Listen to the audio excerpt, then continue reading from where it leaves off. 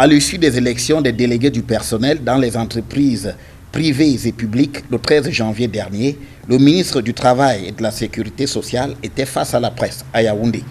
Il s'est d'emblée félicité du bon déroulement de ces élections. Ces élections se sont déroulées de manière régulière, transparente et apaisée, sans incident majeur, aussi bien dans les administrations publiques que dans les entreprises privées assujetties.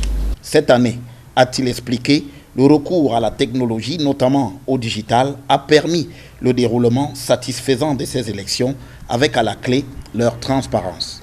La plateforme informatique mise en place a permis une gestion informatisée de toutes les étapes du processus, notamment la constitution des listes électorales, la réception des candidatures, le suivi du vote et la production rapide des résultats. Alors que les résultats ont été rendus ce 26 janvier, les voies de recours existent dans le cadre du contentieux électoral. Le contentieux électoral des élections sociales est organisé par la loi et le tribunal de première instance du ressort peut être saisi dans un délai de 15 jours après les élections.